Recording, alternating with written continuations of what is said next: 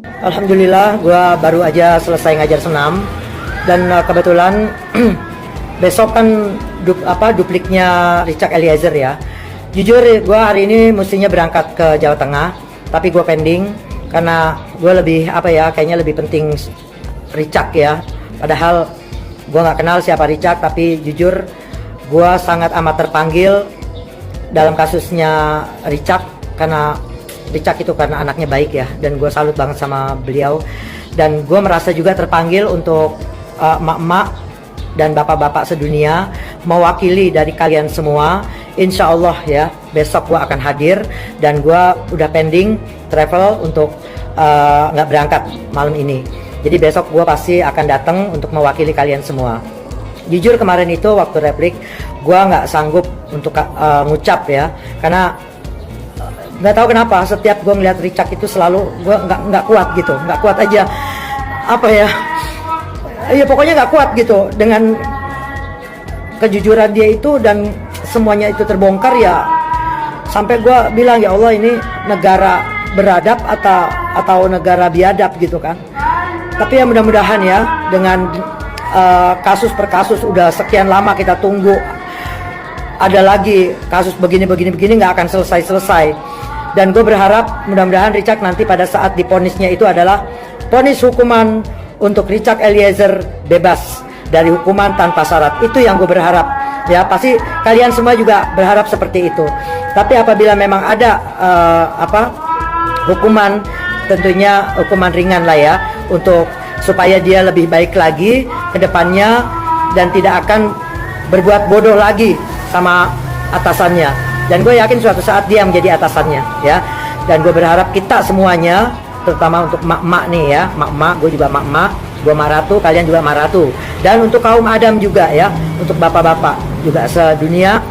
Kenapa gue bilang sedunia? Karena ini jujur aja dari perwakilan Thailand, Malaysia, kebanyakan dari Malaysia ya, sokong terus katanya.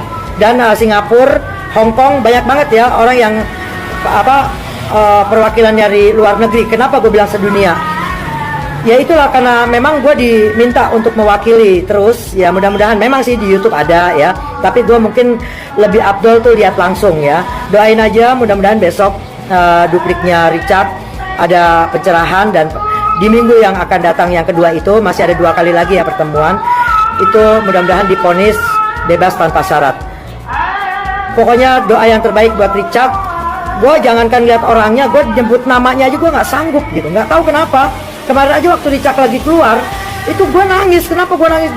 Mukanya tuh, aduh ya Allah, gue nggak tega ngeliat mukanya gitu, dengan keluguan dia, dengan kebodohan dia, dengan patuhnya dia sama atasannya, itu luar biasa gitu. Kenapa dia harus dihukum seberat itu gitu? Makanya gue sedih kemarin, gue nggak bisa ngomong gitu. Ya Allah, gue kalau udah ngomongin Richard tuh udah bayangan gue tuh anak gue aja gitu, anak kita gitu ya.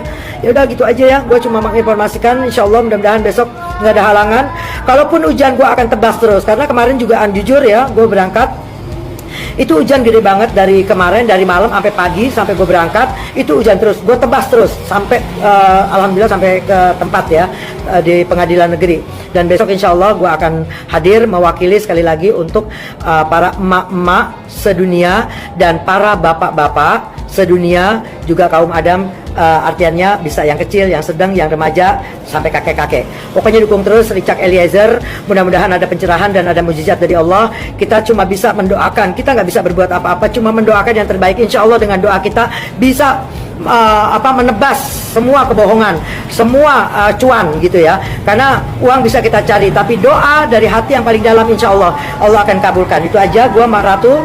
Mudah-mudahan sehat terus buat kita semuanya, dan senantiasa diberikan nikmat sehat, barokah, dan tambah sehat terus ya. Salam buat Richard Eliezer, tetap semangat jiwa ya sayang. Kembali berjumpa dengan saya dalam catatan kaki. Kali ini saya akan mengulas tentang vonis yang diberikan kepada para terdakwa dalam kasus Ferdy Sambo.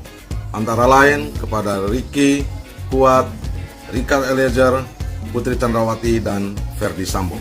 Secara khusus saya ingin menyoroti bagaimana jaksa penuntut umum menyampaikan tuntutannya kepada Richard selama 12 tahun. Ini betul-betul tuntutan yang boleh dikatakan mengingkari atau melawan kehendak publik.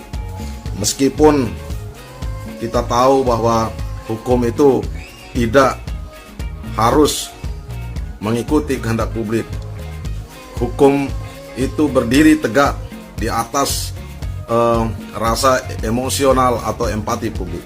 Tetapi di sisi lain, khususnya dalam kasus ini, seharusnya jaksa penuntut umum setelah melihat fakta-fakta, setelah mendengar fakta dalam proses persidangan, tentu saja bisa melihat juga bagaimana atmosfer yang berkembang di publik terhadap Richard Eliezer. Sebagaimana kita ketahui dalam fakta persidangan, Richard mengatakan bahwa dia dipanggil dan disuruh untuk membackup Verdi Sambo ketika berada di Duren 3. Dan pada saat pelaksanaan di Duren 3, lagi-lagi Richard mendapat suatu perintah, entah itu apakah menghajar atau tembak, tetapi itu datangnya adalah Verdi Sambo. Richard yang hari-hari berada dengan Verdi Sambo, tidak mungkinlah dia untuk istilahnya melawan, apalagi pangkatnya sangat rendah. Disinilah fungsi mata hati dari seorang jaksa untuk melihat dan memberikan tuntutan yang seadil-adilnya. Apalagi ditambah dengan bahwa si Richard ini sebagai JC. Banyak sekali sebenarnya hal yang bisa meringankan kita. Ini adalah tuntutan jaksa. Kita berharap supaya pengadilan lebih jernih melihat pada saat putusan nanti. Kita berdoa saja semoga Richard yang sudah berjuang keras untuk menegakkan agama, membuka tabir yang gelap ini, tetap akan mendapat keadilan yang seadil-adilnya. Tetap semangat, Richard Eliezer. Kembali berjumpa dengan saya dalam catatan kaki. Kita semua telah mendengar tuntutan jaksa terhadap Richard Eliezer, 12 tahun penjara. Ini sungguh tuntutan yang jika dalam kasus pembunuhan atau penembakan, bukan dalam kasus Sambo, mungkin 12 tahun ini merupakan tuntutan yang ringan. Tetapi dalam kasus penembakan Joshua, tuntutan ini menjadi aneh, di mana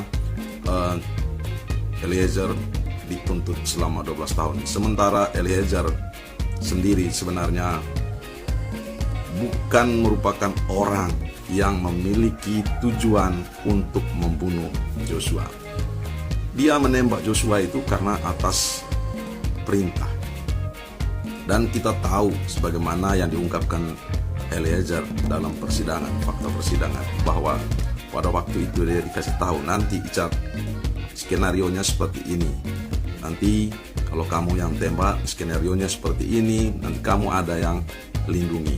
Bagi seorang Richard yang pangkatnya sangat rendah, perkataan-perkataan yang disampaikan oleh Verdi Sambo, apalagi dia memiliki pangkat yang tinggi, tentu begitu saja dia terima, apalagi dengan relasi kuasa yang boleh dikatakan siap perintah lah, seperti itu. Jadi sungguh ini merupakan tuntutan yang menurut saya mencederai rasa kemanusiaan dan tidak layak untuk dijatuhkan kepada Richard Eliezer. Kita lihat ekspresi jaksa ketika membacakan tuntutan itu. Ada yang menangis, ada yang geleng-geleng kepala. Ini sebenarnya ada apa sih? Kalau kemarin-kemarin kita bertanya ada apa sebenarnya kasus Joshua ini sehingga Joshua tertembak, sekarang kita tanya kepada jaksa, ada apa sih dengan tuntutan ini sampai jaksa yang sudah puluhan kali ikut sidang dan akhirnya mereka menangis membaca dan mendengar itu.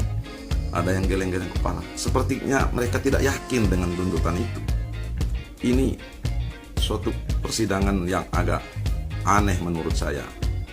Mudah-mudahan hakim masih memiliki hati yang terang, hati yang tenang untuk melihat dan memberikan keputusan yang seadil-adilnya.